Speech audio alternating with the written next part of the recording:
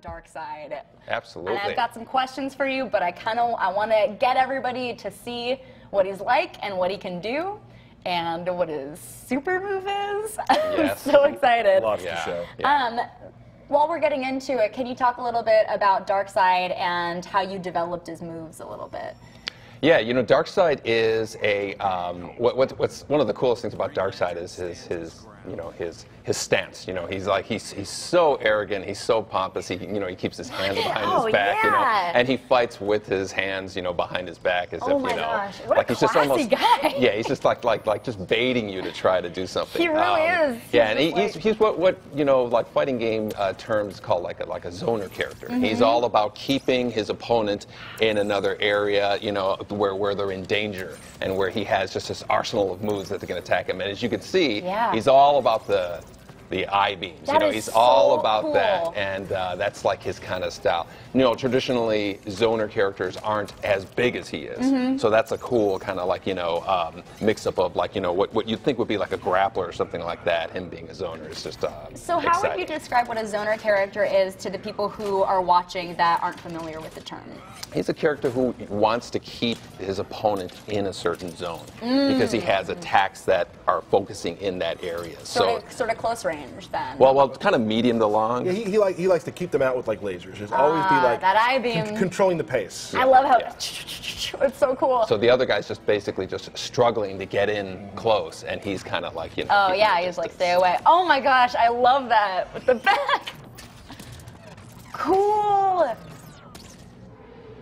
Oh, bye-bye. That is a cool super move. Yeah, oh my that's one of my favorite ones. It's like the ones that go into outer space and are just completely, over the top. Always good when you get punched into space. Yeah.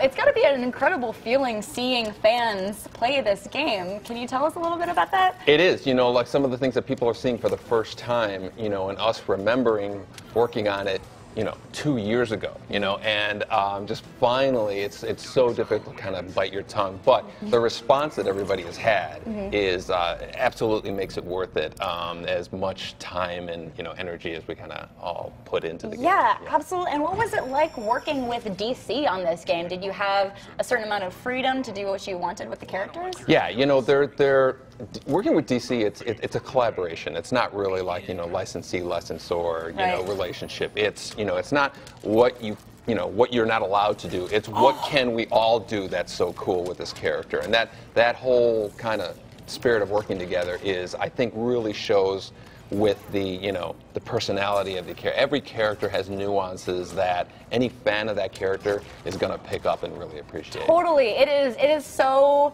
You guys just hit it on the head. For all the DC fans, all the super moves is just like, it's happening! Oh my gosh! That's how I feel when I'm playing this. Yeah. What were some characters, I want to know, that you just knew you needed to include in the game, like essential characters?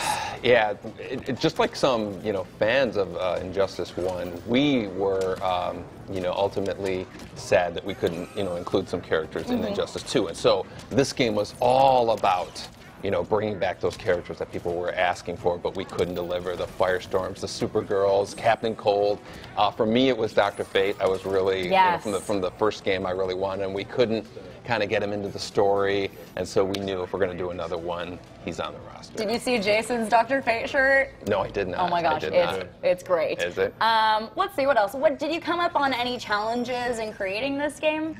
Well, I think when people play this game, they're going to realize the scope of it. I mean, this multiverse thing is this never-ending series of challenges that you can do, and then we have this very movie-like story mode that we can't wait for people to play it. It is just like a superhero movie, and you're participating in it. And the scope of that was like making a feature film. Yeah. Exactly. I mean, even the super moves are like, I'm watching each one is a little movie. tiny 10-second movie, and so creating all that content in the period of time that we had was a huge, huge endeavor. Look at that. That's so cool. Yeah. Just teleporting is so awesome. Can you tell us a little bit about what it was like, speaking of the super moves, developing each one for each character? It was it was a lot of fun. We have these super move meetings. Anybody in the studio who has an idea for a super move comes in, and then they stand up in front of everybody and just act it out. And then based on everybody's responses, you know, we can tell which ones are going to resonate, which ones we're going to do. And so those are some of the funnest meetings. I would have loved to see the pitch for the Flash's Super because it's so wild. Yeah. And you go back in time and there's a T-Rex. Yeah, It's so sometimes, cool. you know, everybody's kind of like, we're not going to be able to do that in 10 seconds. And then, you know, we keep massaging it and we keep, you know, iterating. And that's one of my favorite ones. Thousands Yeah. of years in 10 seconds. Exactly. Oh my gosh, it's Exactly. incredible. Exactly. So can you tell us a little bit about what sort of DLC we're going to be seeing in the coming months? You know, it's interesting.